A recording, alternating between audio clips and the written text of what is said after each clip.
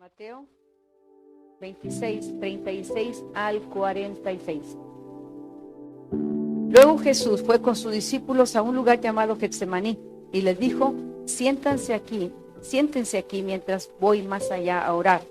Se llevó a Pedro y a los dos hijos de Zebedeo y comenzó a sentirse triste y angustiado. Es tal la angustia que me invade que me siento morir, les dijo.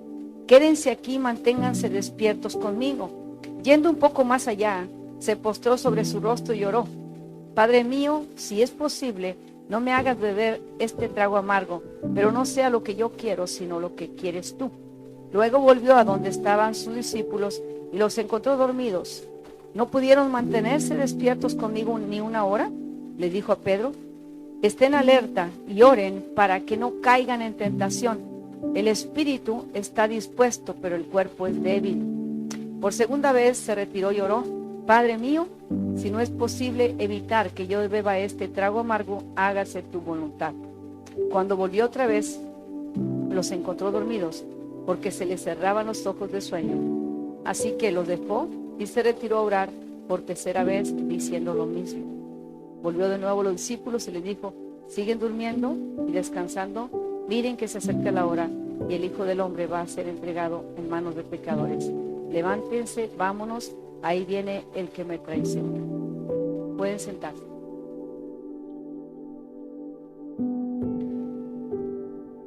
Este pasaje es muy conocido y se predica mucho en Semana Santa, que ya estamos cerca de eso.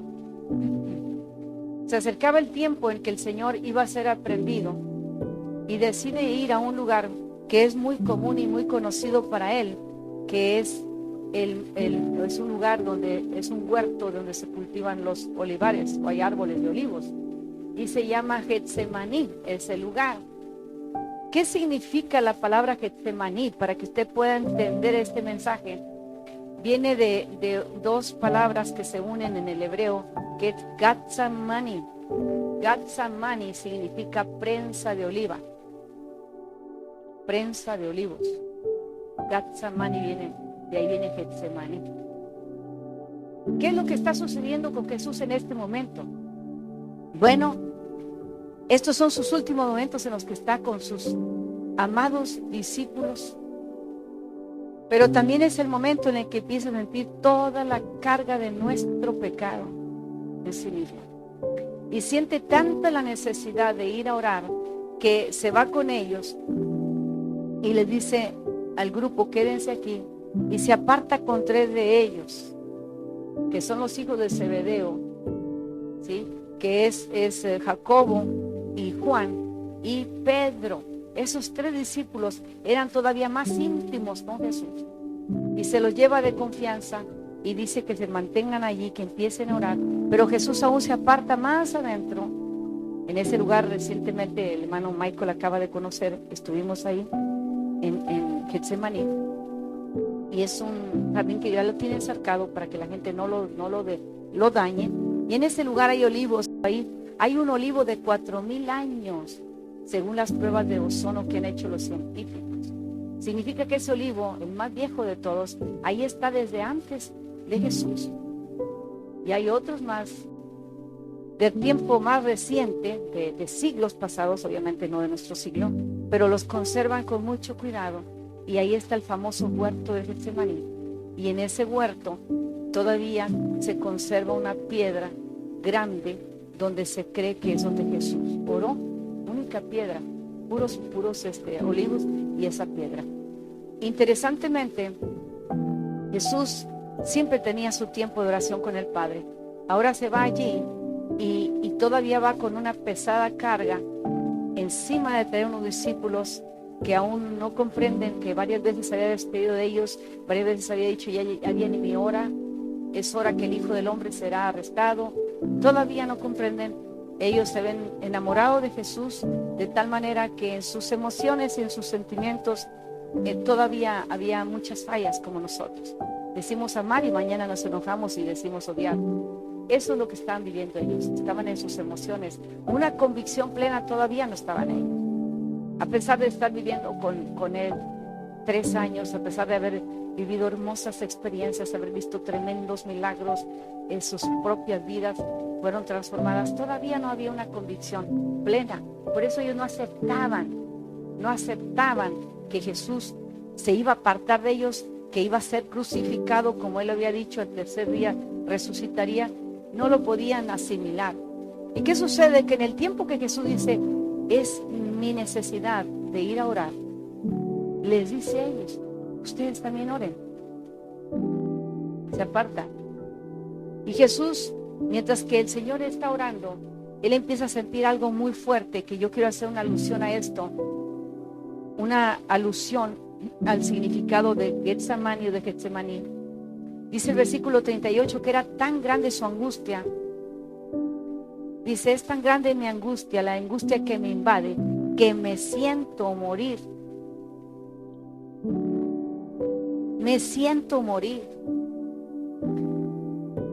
Es tan fuerte lo que está sintiendo que les dice a ellos, manténganse despiertos. Una versión antigua decía, manténganse alerta, no dejen de orar. Sin embargo, Jesús no siente el respaldo de los discípulos. Le dice, quédense aquí despiertos conmigo. Yéndose un poco más allá, se postra su rostro y ora. Y le dice al Padre, Padre mío, si es posible, no me hagas beber este trago amargo, pero no sea lo que yo quiero, sino tu voluntad. ¿Qué está sucediendo con Jesús en este momento? En este momento está sucediendo y se está provocando ya la profecía de Isaías 53. Isaías 53 dice que el Señor dice que Él llevó el dolor de nuestras iniquidades y fue molido, machacado, prensado por nuestros pecados. Eso dice Isaías. Ahí se usa la palabra gata para que entienda, prensado. ¿Cómo era el asunto de prensar los olivos? Para que entiendan, ustedes conocen una boina, las boinitas que se usan en la cabeza así redonditas, pues así parecido, eran unos canastos grandes, como de 1 metro de circunferencia. Ahí se ponían las olivas. Después de ese canasto lleno se le ponía otro canasto encima y se le ponía otro canasto, aproximadamente de 8 a 10 canastos grandes. Y esos canastos estaban en una piedra, como si fuera un tazón. Y esa que iba escurriendo del peso de unas olivas sobre otras, era el primer aceite que salía. Era el aceite extra virgen que conocemos nosotros. Olivo. De ningún otro aceite, de olivos. El primer aceite que fluía de ese prensado, de ese peso que caía sobre él, era el aceite que se llevaba al templo. Era exclusivo, no se usaba para nada más que para llevarlo al templo del Señor. Y con ese aceite, ese es el que se le ponía a la menorá, al candelabro de 7 puntas, que debía estar encendido día y noche, 24/7, tenía que estar encendido. Ese aceite era exclusivo para eso. Así lo había pedido el Señor. El primer aceite, el más finísimo. Después de eso, las olivas eran procesadas, después se vaciaban todas las que quedaban, solamente las de abajo eran comprimidas. Todo el peso de arriba les caía a las de abajo. A ver si estás entendiendo el sacrificio de Cristo. El Señor viene a ser la luz. Él mismo dijo, yo soy la luz del mundo. Él mismo. Él lo dijo, yo soy el olivo. Yo soy la luz del mundo. Él sabía y anunciaba el sacrificio que vendría. Después esas olivas las metían en un gran contenedor, una prensa, la cual la ponían allí, le ponían una piedra como de molino, grandota, pesada, con un círculo. Al círculo se le ataba una cuerda, una riata, un mecate, como usted le diga en su país, le ataban a un burro y el burro caminaba. Era el único que podía mover el peso de esa piedra. Caminaba y le daba vueltas. Cuando el burrito llevaba 7 vueltas, estaba sacando el siguiente aceite. El siguiente aceite que había sido ya comprimidas esas olivas, el siguiente aceite se utilizaba para usar de uso comestible, para cocinar, y se usaba medicinalmente, para alimento y para medicina. ¿Están conmigo? Luz, alimento, provisión, medicina. Sabemos quién es el Señor, ¿verdad? Nuestro proveedor. Y si el burrito seguía dando más vueltas, ya quedaba del puro pellejo, más que ya no tiene nada. Ese aceite que salía porque se tenía que exprimir por el peso de esa piedra de molino que daba vuelta en la prensa, ese último aceite se utilizaba para las lámparas en las casas. Las casas en Israel, en la antigüedad, tenían, sus ventanas no eran como las nuestras, eran unas ventanitas aquí, larguitas arriba. Por ahí entraba aire, respiraba el hogar, se purificaba el aire, y por ahí también salía el calor de las casas. Pues ahí en esas ventanitas se ponían las lamparitas de noche, unas lamparitas muy interesantes. A esas se les ponía este aceite. Ese aceite servía para eso también. Entonces el uso del aceite de oliva, que había sido, las olivas que habían sido prensados, habían pasado por el Gatsamani, tenían usos muy exclusivos, muy importantes, muy necesarios y muy especiales.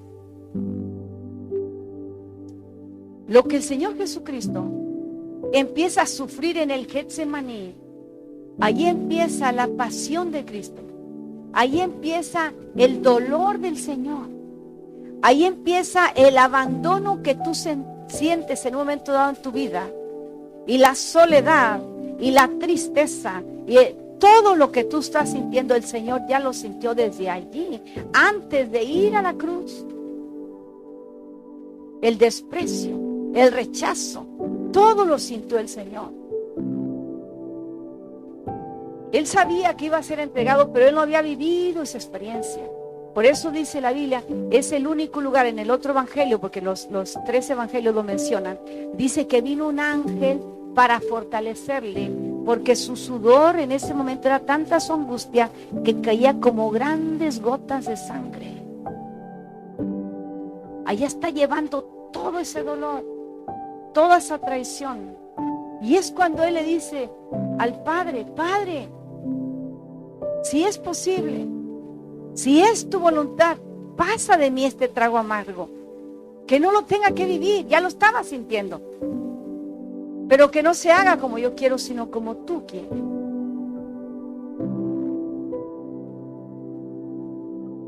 Y es la única ocasión en la Biblia donde dice que venía un ángel y lo fortalecía al Señor. Imagínense, está como un moribundo. Así como usted cuando está enfermo se siente morir, usted siente que muere por usted, siente por usted, pero él sentía por toda la humanidad. Imagínate lo que era sentir que era prensado por nuestro pecado, prensado por nuestra angustia, prensado por nuestra necesidad, prensado por nuestro dolor, prensado por todo el sufrimiento que tú y yo hemos llevado, hemos experimentado. Siempre decimos que la salvación es personal o individual, es porque si entender mi propia salvación es difícil, ¿qué vamos a entender en sí? Lo que es aquel que se entregó por sacrificarse por todo el mundo, por toda la humanidad, por gente que tú nunca has conocido, por gente que tú nunca has orado, por gente que tú nunca has llorado ni te has lamentado, por los impíos y los más viles pecadores, también por ellos. Muchos de esos éramos nosotros. Entonces el Señor, hermanos, hizo un sacrificio completo por nosotros. Cuando se prensaban las olivas, terminaban con ellas completamente. Completamente. Dice Isaías que fue molido por nuestro pecado. ¿Cuántos aquí se han dado un machucón en este dedo? O en eso. En los dedos de los pies. Siente que se va el aire. Pero no se va, usted aguanta.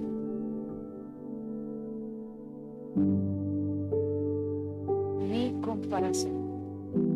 No hay comparación con lo que el Señor hizo por nosotros. Pero hay algo interesante en lo que quiero que nos enfoquemos.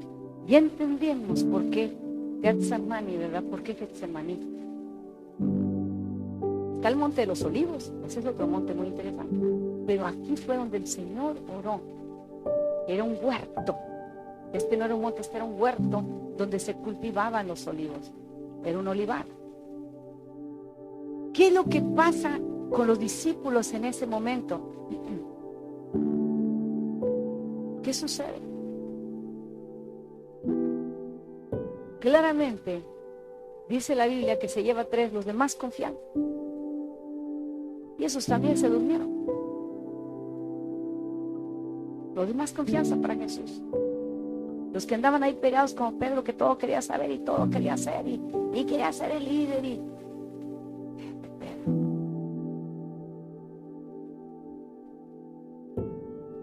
dice que cuando vele con ellos los encuentro dormidos. No pudieron mantenerse despiertos conmigo ni una hora. Le dijo a Pedro, precisamente a Pedro. No sé si Pedro se hacía el intercesor, no sé por qué le dijo. Yo sí era líder en el grupo. Ni una hora. ¿Cuántas horas oró el Señor? No sabemos. Mínimo debieron haber sido 3 horas. Porque cuando vienen a aprenderlo ya es de madrugada. Quizás 4 o 5. Estén alerta. Y dice bien. Él no vino a decirles, no tienen idea lo que estaba sufriendo por ustedes. No tienen idea lo que viene. No tienen idea todo lo que yo estaba sintiendo. No les reclamó. Les dijo que estuvieran alerta. Estén alertas y oren para que no caigan en tentación. El espíritu está dispuesto, pero el cuerpo es muy débil. ¿Cuál fue la tentación? ¿Cuál sigue siendo la tentación hoy en día?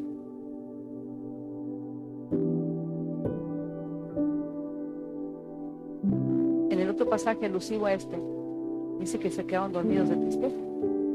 Se puede entender, porque como humanos iba a ir su maestro, su amigo, el Señor, y ya estaban llenos de tristeza.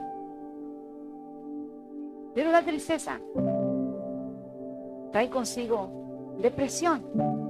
La depresión trae consigo duda. Y la duda trae un enfriamiento total, de forma que nos apartamos del Señor. Por eso le dice, oren para que no caigan en tentación. ¿Cuál es la tentación de los discípulos? La misma de hoy en día. La tentación más grande en que caemos los hijos de Dios es olvidarnos del sacrificio de Cristo Jesús. Olvidarnos de lo que Él hizo por nosotros y a nuestro favor. Esa es la tentación más grande. Porque los ataques van a venir todos los días. Eso va a venir. Pero ¿qué es lo que nos mueve de nuestra posición en Cristo? La falta de intimidad. Eso es lo que nos mueve. Eso es lo que nos hace débiles. Eso es lo que nos hace dudar. Eso es lo que nos hace cristianos desconfiados. Eso es lo que nos hace improductivos. Porque nos olvidamos de aquel que nos amó. De aquel que fue molido por todas nuestras necesidades y por la necesidad más importante de salvación. Él fue entregado. en ese momento está sintiendo la carga de todos nosotros. Pero no termina allí. Cuando el Señor les dice, ¿por qué no han podido orar? Estén alertas para que no caigan en tentación. El espíritu está dispuesto, pero el cuerpo es bien débil. Por segunda vez Él se retira y ora. Padre mío, si no es posible evitar que yo beba de este trago amargo, hágase tu voluntad. Cuando vuelve otra vez, los encontró dormidos, porque se les cerraban los ojos de sueño. Así que los deja, se retira a orar por tercera vez, diciendo lo mismo. Padre, si es tu voluntad, pasa de mí esta copa, pero no se haga este trago amargo, no se haga mi voluntad sino la tuya. Volvió de nuevo a ellos y les dijo, ¿siguen durmiendo y descansando? Miren que se acerca la hora. El Hijo del Hombre va a ser entregado en manos de pecadores. Levántense y vámonos. Ahí viene el que me traiciona. Estaban tan distraídos que ni siquiera se habían dado cuenta que Judas no estaba con ellos.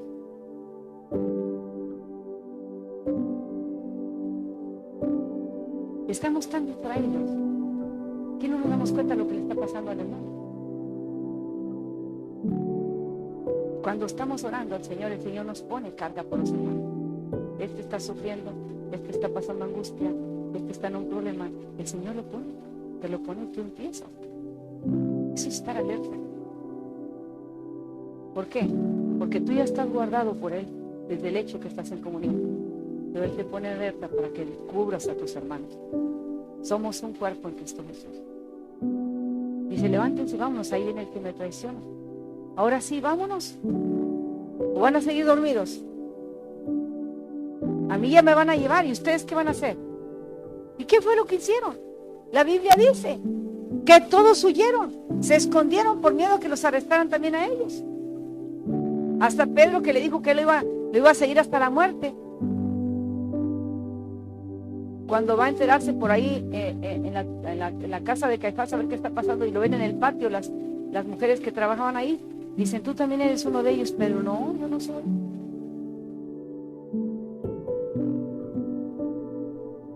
Tenemos una convicción de que Cristo está en nuestra vida. Pero cuando la relación, cuando la intimidad se vuelve nada, estamos a expensas de la vida. Estamos en una condición, la iglesia se declaró dormida. Proféticamente se estuvo anunciando. La iglesia empezó a adormecer desde el año 2015. Todas partes. El no saber entregar al Señor las cargas, el querer tomar las cosas a nuestra manera, el querer ayudarle a Dios, el creer que todos lo sabemos y lo podemos, el creernos autosuficientes. Terminamos con una tremenda depresión, la fe por los suelos. ¿Qué anhelo de servir a Dios? ¿Qué anhelo de obedecer al Señor? No hay. Hay un adormecimiento espiritual. El Señor está despertando la iglesia en este 2022. Gracias al Señor todavía. Está teniendo un despertar. Por eso el Señor dijo que este año venían grandes desafíos. A través de los desafíos que vienen a nuestra vida, vamos a despertarnos. Y vamos diciendo, Señor, tú eres una realidad en mi vida. Y en ti lo puedo todo. En ti lo puedo todo.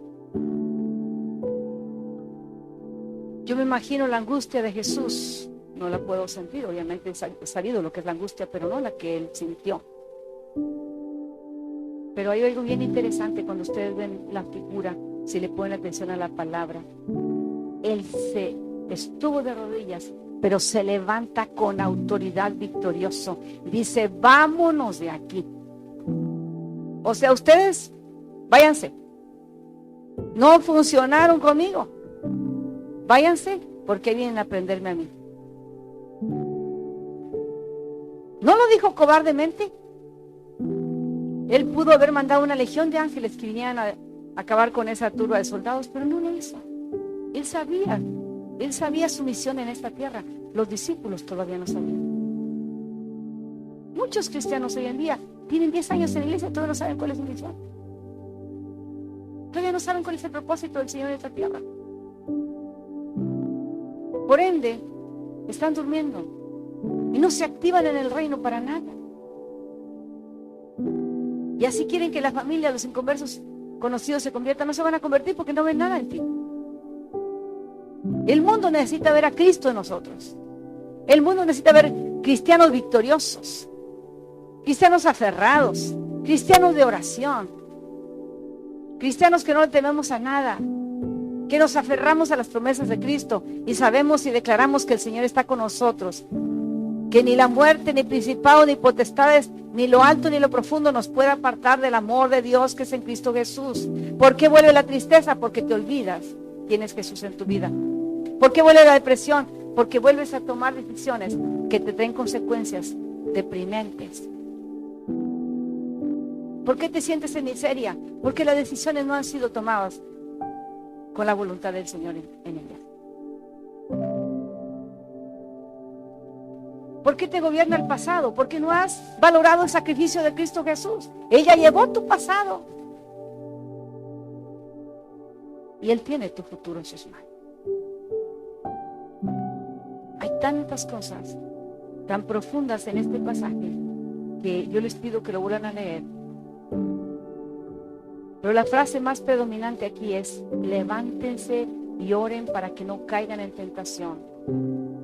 Y la tentación más grande es dudar del sacrificio de Cristo, un sacrificio completo por amor a nosotros. Así como el Señor fue victorioso desde que se levantó de las rodillas, cuando tú te levantas a orar, tú debes declarar la palabra sobre ti. El resultado que Dios tiene para tus hijos siempre es en bendición, siempre es en victoria, siempre es en salud, siempre es en gloria. No caigas en la tentación que el enemigo está enviando ahorita. Yo me ponía a pensar en todas las mujeres ayer que sus maridos han tenido que ser llamados a la guerra. Yo decía: Señor, esas mujeres, esas familias, esos hijos que saben que su papá tiene que obedecer al gobierno de cualquiera de esos gobiernos, Estados Unidos, Ucrania, Rusia o quizás China. Toda esa gente, ¿en qué condición quedan? ¿Qué les ofrecen? Nada. Una medalla si vuelve vivo. Si vuelve muerto, una bandera encima de eso todo. ¿Qué le queda a la familia? Tristeza, abandono, soledad. Ningún dinero, ninguna compensación económica va a recuperar a este padre o esta madre, porque hay muchas mujeres soldados también. Cuando viene esto, cuando vienen tiempos como los que estamos ya entrando, viene un abatimiento para todo el mundo muy fuerte. Pero los que estamos en el Señor sabemos en quién hemos creído. Y usted va a escuchar noticias y hablan mal de este presidente y de aquel, y se habla mal de muchas cosas. Todo lo negativo se levanta, pero generalmente cuando alguien habla algo negativo no se miran internamente. El Señor es soberano entre las naciones y lo que suceda ya está en su plan. Ya nadie lo va a cambiar. Nadie lo va a cambiar. Pero nosotros debemos cuidarnos de estar alertas, de no caer en la tentación, de dudar de que lo que Cristo hizo, de una cobertura total a nuestra vida, una maravillosa cobertura por amor, porque de tal manera, de tal forma, el Padre amó al mundo que entregó a su Hijo. Lo dejó pasar por la prensa, que fuera molido, que fuera sacrificado, que fuera abandonado, para que tú y yo tuviéramos una victoria completa. Qué bueno es el Señor. Qué bueno es el Señor. Yo tengo una pregunta para ti. En medio de tu situación que estás viviendo, ¿has pasado por esa tentación? ¿Has sido tentado? El enemigo es muy astuto y te presenta tu problema más grande del sacrificio de Cristo, y esa es una hija. Nunca jamás tu problema será más grande que el poderoso que habita en tu corazón. Nunca. No nos dejemos engañar. El engañador en estos días viene, hermanos, con toda fuerza, para dividir familias, para dividir matrimonios, para desbaratar ministerios, para cerrar iglesias. Ya empezó a hacerlo desde el año 2020, pero principalmente para opacar tu pequeña fe. Y la Biblia dice, el Señor dice que de acuerdo a nuestra fe nos será hecho. ¿De acuerdo a qué tamaño de fe? ¿De acuerdo a qué medida de fe? Vamos a obtener la victoria este año. Apenas vamos a entrar en el tercer mes del año. Y parece que algunos ya se ven tan cansados. Ya se ven tan abatidos. Se ven tan angustiados. Cuando el Señor tiene grandes victorias en este año.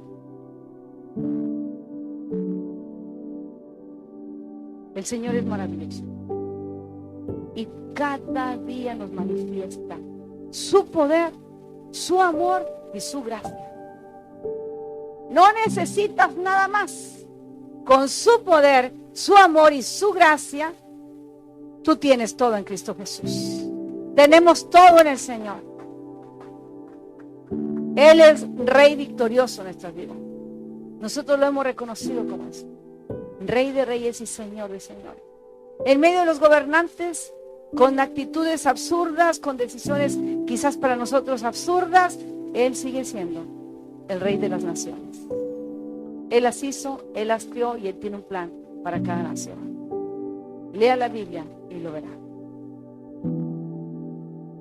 Qué bendecido es usted que tiene su familia en la iglesia. Qué bendecidos ustedes que están criando sus hijos en el conocimiento de la palabra de Dios. Tienes una victoria. Tiene las aljabas. Dice que bendito es aquel que tiene los hijos en su juventud. Tiene su aljaba llena de flechas. La aljaba es aquel cajón, aquel baúl en el que se guardaban las flechas. Esas flechas son los hijos que vendrán a tu defensa cuando tú estés bien. Pero si tú no estás cuidando esas flechas, estás muy distraído por muchas cosas, ten cuidado, que ya estás cayendo en una tentación bien peligrosa. Y es alejarte del sacrificio. El Señor anhela lo mejor para su iglesia. Presentarte delante de Él sin mancha, arruga ni contaminación. Somos su iglesia. Y Él sigue trabajando en nosotros. Y Él quiere desarrollar en ti esos dones, esos talentos, ese llamado, todo lo que tiene para ti. No estés esperando al 2025. No vas a sufrir. No vas a ser prensado como fue prensado Él. No vas a ser molido como fue molido Él. Ese fue un sacrificio único y para siempre, dice Hebreos. No lo vas a sufrir tú. Tú vas a sufrir la gloria de Dios. Tú vas a disfrutar, tú vas a disfrutar ver la gloria de Dios manifestada en tu casa y en aquellos que reciban el mensaje de salvación a través de ti. Lo demás está en las manos de Él y ya lo arregló. porque Él ya lo pagó. Ahí habla de la tristeza, de la angustia que sentía tan fuerte. Y dice el otro evangelio que cuando Él sintió la angustia tan fuerte, volvió a orar con más fervor, dice el evangelio de Lucas. Con más fervor oraba. Eso significa que cuando tú y yo estamos en una situación, con más fervor, no trate de darle aquí a la cabeza. De aquí no va a solucionar nada. Ore al Señor porque Él ya tiene la solución. Con un verdadero fervor, una verdadera búsqueda del Padre, del Hijo y con la dirección del Espíritu Santo. Y el Señor trae solución a cualquier cosa, a cualquier situación. Hay tantos pasajes que nos recuerdan el sacrificio de Cristo, pero yo quiero enseñarles esta mañana que cuando el Señor está en Getsemaní, ahí es donde siente todo el peso, ahí empieza su sacrificio, ahí empieza a orar y era tanta la carga que dice su palabra que salían grandes gotas de sangre de su cara, de su rostro. Ya estaba llevando todo eso que tú has sufrido, que tú has padecido. Y si Él lo llevó, ¿para qué quiero llevarlo yo? ¿Para qué me voy a hacer la víctima yo? Y Él fue el sacrificio completo. Él dio una entrega completa. Y bendito sea el nombre del Señor. ¿Cuántos alaban a Dios esta mañana? Qué bueno es Él. Gracias, Padre. Gracias, Señor. Sacrificado por mí, diga conmigo, sacrificado por mí. Sacrificio completo. Es para alegrarse, es para gozar. El Señor mismo dice el Padre, alégrate cielo, alégrate tierra, que tu Redentor vive. Al cielo y a la tierra, cuánto más a nosotros, que somos hechura a su imagen. Cuánto la iglesia se debe regocijar, porque el Señor viene pronto, porque estamos para conocer a nuestro amado Señor Jesús cara a cara. Yo sé que muchos no dicen amén porque no tienen ni idea de lo que es Él.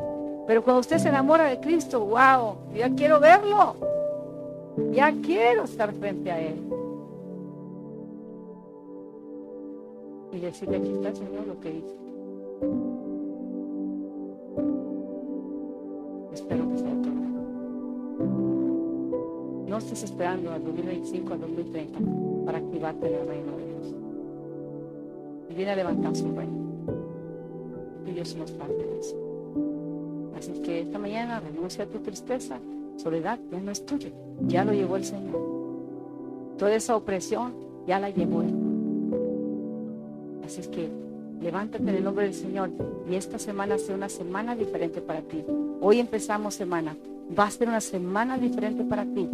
Vas a ver victorias que no habías visto, vas a ver milagros que no habías visto. La gracia del Señor se está manifestando a tu vida de una manera gloriosa y maravillosa.